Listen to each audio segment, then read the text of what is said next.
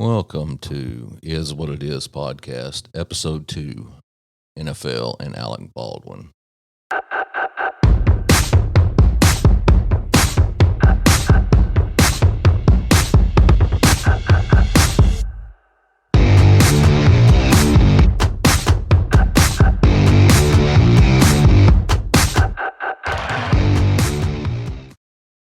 Let's start with a little bit of politics.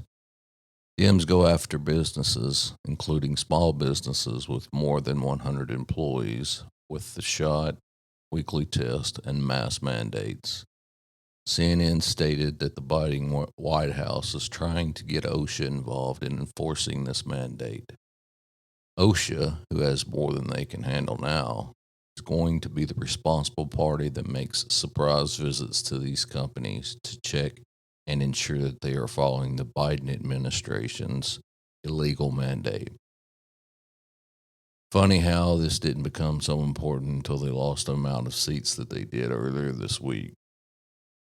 They're pulling out everything that they can to appease the woke Dems and get the votes that they need to pass the outlandish $3 trillion spending bill that they won't even bring to the floor for the vote because Pelosi knows that she doesn't have the votes to pass. Although I did see an article this morning that overnight, this is from foxnews.com, the title of the article is Biden Democrats Celebrate 1.2 trillion infrastructure bill passes despite some no votes. The vote to a win for the Biden administration's agenda comes just days after a disappointing election night for Democrats.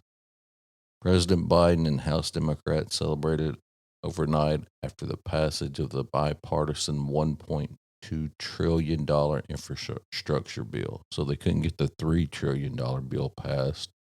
They had to pass something because of what happened this week. So they got $1.2 trillion passed, which ended weeks of deadlock and infighting between the party's moderates and progressives. Tonight, we took a monumental step forward as a nation, Biden said in a statement issued by the White House earlier Saturday. Biden, who has been urging Democrats to pass the signature item on his agenda, called the legislation a once-in-a-generation investment in our people. Look, it's definitely a once-in-a-generation investment, but who's going to pay for it? Because they haven't figured that part out yet. Somebody's got to pay for $1.2 trillion that we just added to our budget. And they can spend it however the Democrats want to spend it, and some of the Republicans, but someone has to pay for it. So we'll see what happens in the next couple of weeks because they'll have to change the narrative to get the spotlight off the Biden White House. But they did pass something, so that's a start for them. All right, let's talk about Aaron Rodgers.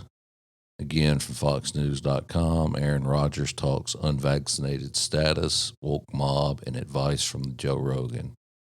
Aaron Rodgers, if you don't know, it's the quarterback for the Green Bay Packers, reportedly tested positive for coronavirus and will miss this Sunday's game against the Chiefs. Aaron Rodgers fiercely defended his decision to remain unvaccinated, citing his own research, and he blasted the NFL for its draconian rules for players who opted to forgo the coronavirus vaccine. The Green Bay Packers superstar appeared in an interview on the Pat McAfee show on Friday and rattled off several reasons why he chose not to get vaccinated, including an allergy he said he has from an ingredient in mRNA vaccines. He said he also talked to his friend Joe Rogan about the treatments Rogan took when the podcaster was diagnosed with COVID and admitted one of the medicines he was on was ivermectin. I realize I'm in the crosshairs of the woke mob right now, Rodgers told former NFL punter McAfee and his former linebacker teammate A.J. Hawk. So before my final nail gets put in my cancel culture casket, I think I would like to set the record straight on so many of the blatant lies that are out there about myself. He is exactly right. The cancel culture is going to be all over him for this one. Rodgers took shots at the NFL media for ripping him and made it a point to say he would have explained himself if anyone asked him to explain what he meant when he said he was immunized. Additionally, he said he was allergic to some of the ingredients in the Pfizer and Moderna vaccines and chose not to get the Johnson & Johnson vaccine due to some of its side effects.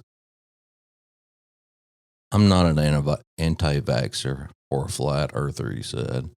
I have an allergy to an ingredient that's in the mRNA vaccines. I found a long-term immunization protocol to protect myself, and I'm very proud of the research that went into that, the Packer star added. Rodgers also cited concerns about the potential of becoming infertile from the vaccines, despite experts from Johns Hopkins Medicine saying COVID-19 vaccines are not linked to infertility. Rodgers said the Packers knew what his vaccination status was. He also complained about the protocols for the players. Some of the rules to me are not based on science at all. They're purely trying to out and shame people, like needing to wear a mask at a podium when every person in the room is vaccinated and wearing a mask. Makes no sense to me, Rodgers said. If you got vaccinated to protect yourself from a virus I don't have as an unvaccinated individual, then why are you worried about anything I can give you? It comes down to this. I mean, they had Anthony Fauci in front of one of the, I believe it was the Senate committees this week, and tore him a new ass because of the way that he's been changing his narrative, and he can't stick with the same BS that he is given every other day. Good on Aaron Rodgers. Glad he's sticking to his guns and not giving a damn about the cancel culture. All right, and finally, let's talk about Alec Baldwin, the Rust movie set shooting. So Alec Baldwin this week shot a cinematographer. Hey, I think this is Hannah Hutchins. She died in an on-set shooting on October 21st that also left director Joel Souza wounded. So the gun handling on Alec Baldwin's Rust set in Santa Fe, New Mexico, according to this article, appeared alarmingly green, immature, and lackadaisical, according to sources close to the set who said they were horrified at times by some of what they saw. They observed the conduct before a fatal on-set shooting accident left the cinematographer Hannah Hutchins dead and wounded director Joel Souza. One image taken behind the scenes on the halted film set shown to Fox News Digital shows 24-year-old armorer Hannah Gutierrez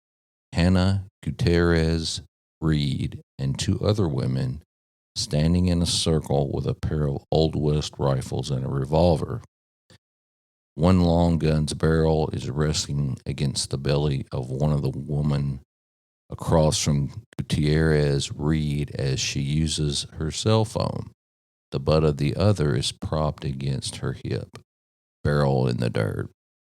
A third woman is holding the revolver by the end of the grip with a tangle of wires in the same hand, barrel pointed down.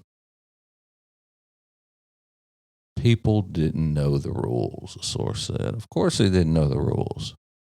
They act like they've never handled a firearm, according to what I've seen on television and read in several articles from several news media.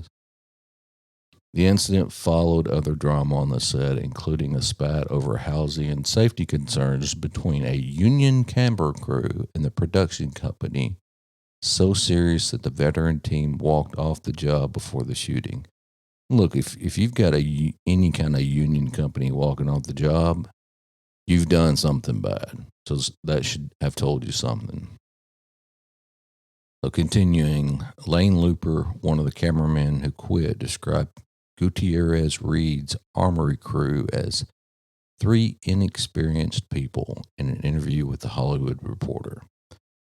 It's fine on a low budget production to have inexperienced people, but your department heads shouldn't be, or people handling firearms shouldn't be. I agree.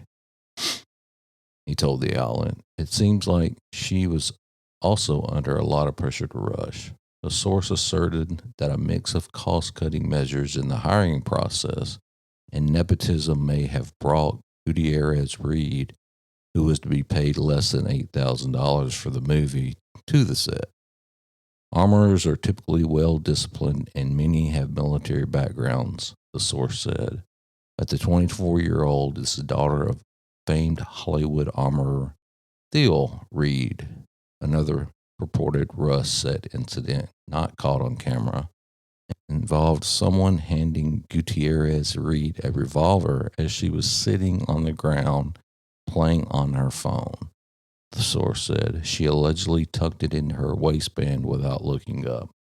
Let me tell you what, if anybody hands you a gun without showing you that it's empty and you take it from them, that's your first mistake. You never take a weapon from anyone without verifying that it's empty unless you intend on using it immediately. I mean, it just gets worse and worse as I continue to read this article. Stuff like that seemed unprofessional and it does not create an atmosphere of safety or professionalism. The source said, when you find out she says her training came from her father, you think, oh, she's a hire because of her connections. Jason Bowles, an attorney for the armorer, disputed the source's claims Thursday. Look, it comes down to this. If you don't know how to handle a firearm correctly, you damn sure don't need to be handling a firearm. And you damn sure don't need to be on a movie set handling firearms and making sure that they're safe, just assuming that you have blanks or nothing at all. You have to check every single time that you are handling that firearm. You damn sure need to know where you can point it and where you can't point it, whether it has blanks in it or real bullets. You don't point a firearm at anyone. If you're on a movie set where it requires it, there are many, many things that you go through, many people that you go through to ensure that that firearm is safe and it has blanks or it's empty. So those are my thoughts. Thanks for listening. You can get us on the Apple Podcasts, Spotify, Amazon Music, iHeartRadio, Pandora, and on our YouTube channel. Until next time.